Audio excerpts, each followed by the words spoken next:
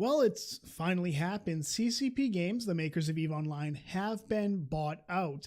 And they've been bought out by Pearl Abyss, the makers of Black Desert Online. What I'm showing you right now is the EVE Online status monitor, which tracks the Tranquility server population.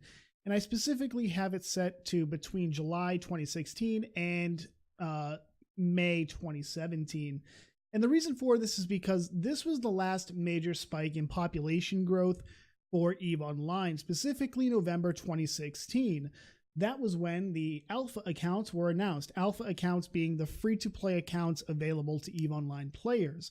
Omega accounts have access to more skills, more ships, more modules, and a faster training time, whereas the alpha accounts are very limited in what they can do. And even though CCP has changed much of what alpha accounts can train up and use, it doesn't necessarily make them better.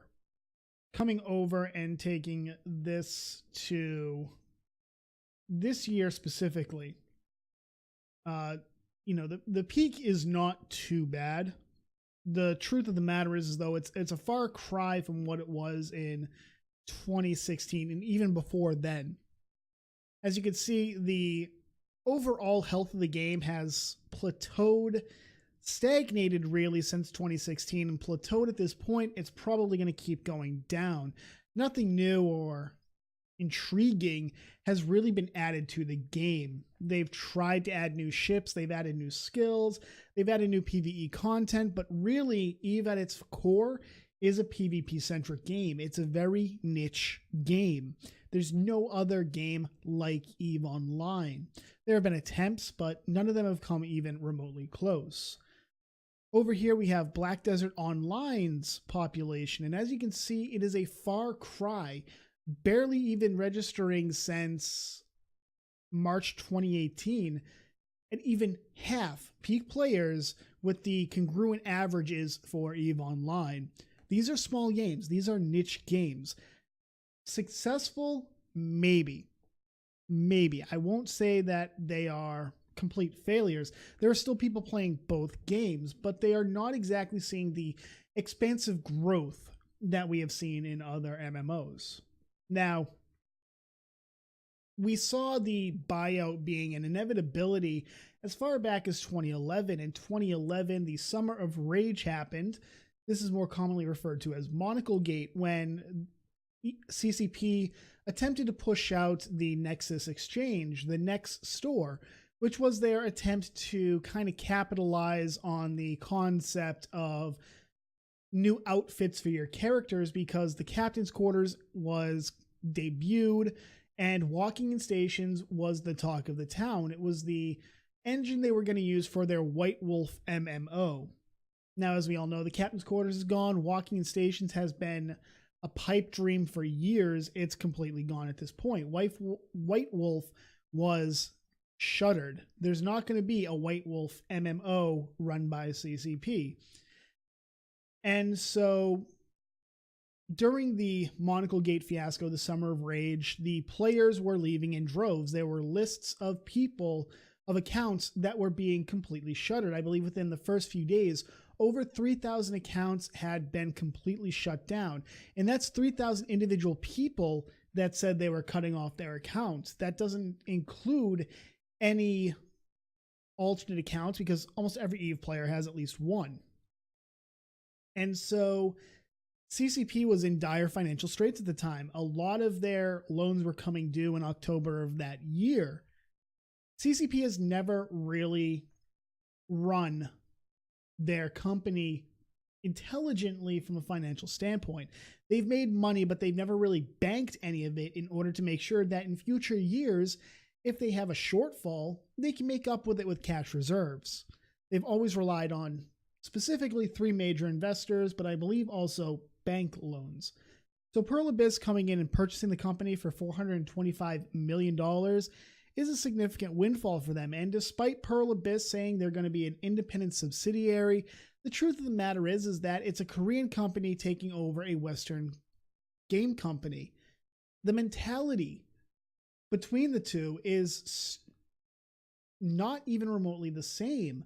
Korean and Chinese specifically tend to revolve their money-making schemes around pushing out a lot of microtransactions at once.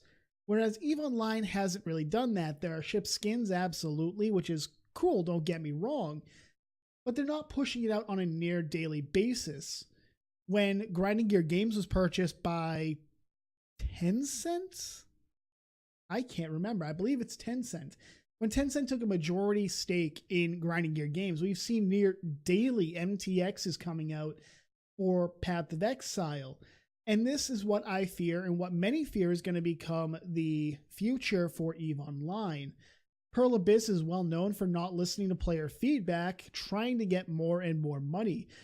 Black Desert Online, having played it for a month, wasn't too impressed with it. It did seem like a cash grab. There wasn't a lot of content. Maybe that's changed. Maybe it's changed. But there wasn't a lot of content. You kind of see that with Guild Wars 2 as well. Now, I think the main reason that CCP jumped at the Korean company buying out the game is because they probably had Snail Games, Tencent, Tien City, the Chinese companies vying for purchasing the game. And the reason for that is Tien City runs the Chinese server Serenity, which is shuttering September 30th of this year. And a lot of Chinese players have come to Tranquility. The Fraternity Alliance within the area of Innsmother is known for being a Chinese alliance. So Winter Coalition, the Chinese-centric alliance or coalition rather, that has been trying to expand, is slowly starting to lose the war.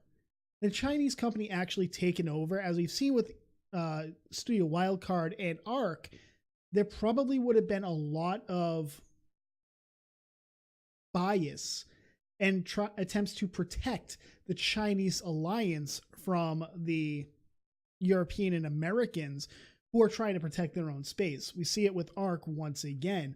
Only when the public pressure becomes so significant will they say, okay, we have to throw them out. We have to do something in order to curb this to save our monetary investment.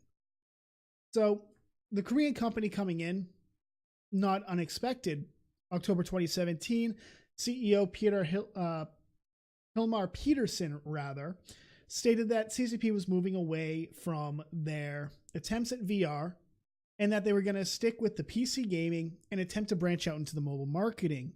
Now, mobile games are what Asians do best. They pump out IP for mobile games left and right, even blatantly ripping off IP from other people, especially within the Chinese market. I don't know how many space sims you could point to and see, that looks like a Megathron, that looks like a Revelation.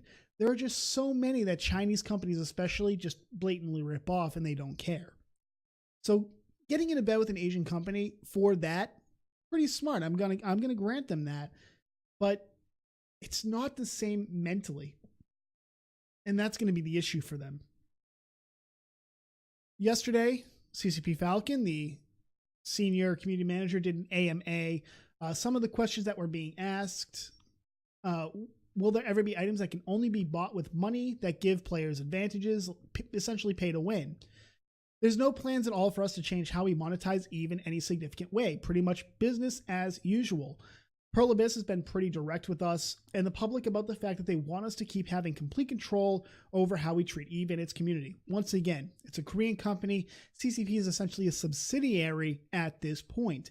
If you honestly believe there's not going to be some type of attempt to pay to win, you know what? It's not even fair for me to say that. It's too early, and that's the problem with this AMA. It's too early. If they held this in 3-4 months, when plans were actually established, then we'd be able to actually talk about it in a more substantial way. Having it now, they can say anything they want. And in 3 to 4 months, if there are major changes, they can come back and go, we didn't lie about it. There were no plans at the time. They know what they're doing. We see this with companies all the time that hold AMAs because they make a major decision or a major announcement comes out and they want to try and curb some of the hesitation, if you want to call it that. How much money was earned by CCP 2017 and how large was the profit? This really isn't the venue for us to be talking about financials. We're more focused on making sure the community concerns are answered. Internally, CCP is very transparent with revenue numbers and things are looking super sweet. Really? Then why was almost the entire community management team shuttered in 2017? Really gets that noggin jogging. Were there others interested in investing? Did you believe Pearl Abyss was the best choice? Not really our place to talk specifics, but yes, the attention was very flattering. As I said, I firmly believe the only people who were interested were Chinese, Asian developers, Asian game companies, because they've been branching out into the Western market, trying to take over as many Western companies as they can. Smaller game developers. CCP is a small game developer. Will you consult every change in game with PA now? They've given us no list of things to change. Once again, it's only been announced 4 days. Of course nothing's been announced yet. There's no list of demands. Will the acquisition change the relationship CCP has with Plus 10 Gaming? No, we still plan to work with the community for the community. Also, can you promise that Alliance Tournament ships will not be re-released as anything else than prizes for competition? There's no reason why we do this on TQ, and suggesting it is madness. Okay, on Tranquility, they're saying that there's no intention of doing it. But once again, this is only 4 days into it. They might decide down the road, we're going to do a limited release or something like that in order to pull in money. We don't know. We simply don't. Also, keep in mind that not too long ago, Somerblink, one of the gambling websites Eve had going for it, was going to get a couple of Guardian Vexers allegedly in order to sell them or auction them. And those were tournament ships from what I remember. At the very least, they were limited edition ships. So it's not like it can't happen. CCP has been willing to do it until public backlash pretty much stopped it. Will PA force their marketing behavior into EVE Online? Will there be further microtransactions? Pearl Abyss have been super direct that they don't want to roll in and change how we develop and run EVE. A redundant question from earlier. Since when did you decide to sell CCP? Not sure how long we've been considering it, to be honest. Initially, I think it was just, let's look at more investment, which is privately owned companies do all the time. Then we ran into Pearl Abyss and we're like, these dudes are pretty cool. Let's go the whole hog. Once again, ever since Monocle Gate, ever since all their loans were coming due in 2011, rather, they've been in dire financial straits. They may have been making a bit of money, but they have never been making enough to really have a reserve for a shortfall year. They never really had it. What aspects of the merger are you personally excited about? Blah, blah, blah. Nobody cares. Will Pearl Abyss embracing of sexually suggestive content conflict with the more restrained standards of CCP? If you've got a thing for boobies, you're always going to be disappointed in EVE because it's about spaceships. Okay, fine. Cool. We're not going to have walking stations as far as we know. At the end of the day, once again, this was not unexpected. We knew something like this would eventually happen. That it took 7 years since Monocle Gate, that was pretty impressive, I'm not going to lie. And that they've been able to more or less continue has been really good for them. However, there's no denying that they've been in dire financial straits. Monocle Gate was really the tipping point of people being able to see this. But the shuttering of several studios within Europe and the United States, the constant, nearly annual turnover of entire departments, such as the community management team, has really pushed towards this belief that they have been fiscally irresponsible, I guess you could say. The only thing we can say now is that only the next few months are going to tell us if CCP is going to stay with this or if Pearl Abyss is going to force them to incorporate the pay-to-win aspect or more microtransactions in order to rake in more money, because they're expecting a return on their investment very quickly. CCP is not going to have much say if Pearl Abyss comes out and says, yeah, you're putting out cat ear skins because it'll make us money. They're going to have to say, yes, sir, and they're going to have to do it. And whether we like it or not, the only way we're going to be able to stop it is to speak with our pocketbooks. I think CCP will try to explain the Western mentality and especially the EVE Online player mentality to Pearl Abyss. But at the end of the day, the Korean company is going to be the one holding the purse strings, and there's nothing that can really be done.